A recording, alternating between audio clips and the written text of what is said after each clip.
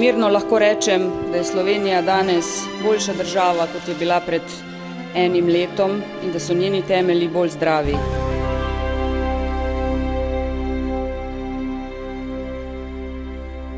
Tako se je ob podpisu koalicijske pogodbe, ki naj bi zdržala do konca mandata, pohvalila premierka Alenka Bratušek. Bojazni, da pogodba v resnici ne bi zdržala do konca mandata, praktično ni, saj v njej ni zapisano nič takega, kar bi se lahko pokvarilo. Premierka je vsebino pogodbe na kratko povzela takole. Vse bomo zrihtali. O tem seveda ne gre dvomiti. Marsikaj so celo že uspeli zrihtati. Na primer, naša najdražja slaba banka je že velikodušno odobrila reprogramiranje dolga nekaterim prijateljem v stiski.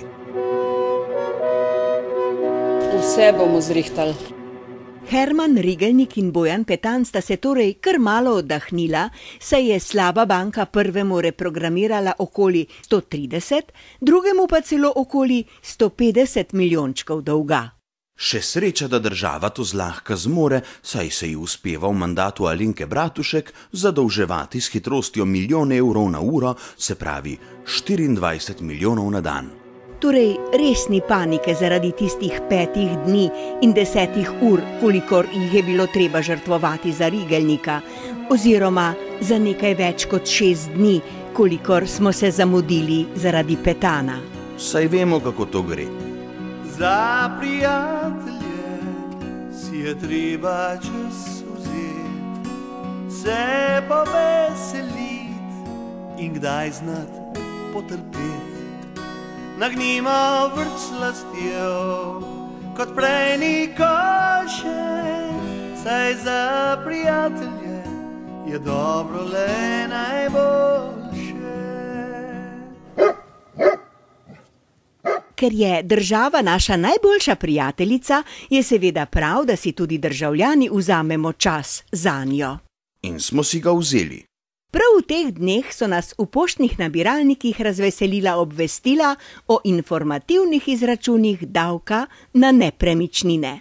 To je bila za vse nas več kot odlična priložnost za izkazovanje prijateljstva do države. Zato si zanjo prav v teh dneh jemljemo res veliko časa. O tem priča pogled na dolge vrste čakajočih pred vrati geodetske uprave, kjer se drenjajo ljudje, ki so se veseli odzvali vabilu, naj se pridejo pogovoriti o napakah in nepravilnostih v izračunih. Kakšna radost, ko se človek zaveda, da država sicer razpolaga s skrajno zanikrnimi evidencami, a so njeni uradniki vselej pripravljeni pokramljati o storjenih napakah. In kakšna tolažba, ko se človek spomni na spodbudne besede same premierke. Vse bomo zrihtali. In res, marsikaj so že zrihtali. Zelo lepo so denimo porihtani sindikati. Spomnimo se, kako so leta 2008, ko smo imeli vsega 60 000 brezposelnih, sindikati opozarjali, da bo državo v kratkem vrag pobral. Zdaj, ko je v državi 130 000 brezposelnih, pa so sindikati potolaženi. Kako tudi ne, ko pa premierka zagotavlja. Vse bomo zrihtali. Ja, vse bodo zrihtali, samo čas potrebujejo. Čas in načrt, da jih kaj ne preseneti, tako kot jih je po besedah ministra Romana Jakiča presenetil žled. Mi imamo 11 državnih načrtov. Glede od potresa, jedrske, poplav, vse imamo. Žleda pa nimamo, ker nismo imeli te izkušnje. Načrt za izhod iz krize je na srečo izdelan do podrobnosti. Zdaj moramo mi ta veliki krogec postopoma spraviti v ta mali krogec. Brez panike torej. Vse bomo zrihtali. No, do takrat pa imamo kaj početi. Iz olimpijskega Sočija se namreč naši športniki vračajo številnimi medaljami.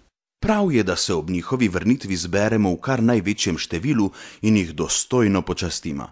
Nekateri celo predlagajo, da hkrati, ker bomo pač že zbrani na kupu, vržemo še vlado. Saj za prijatelje je treba čas vzeti, se poveseli.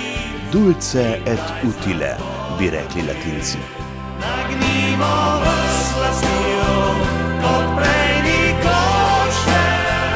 Saj za prijatelje je dobro le najbolj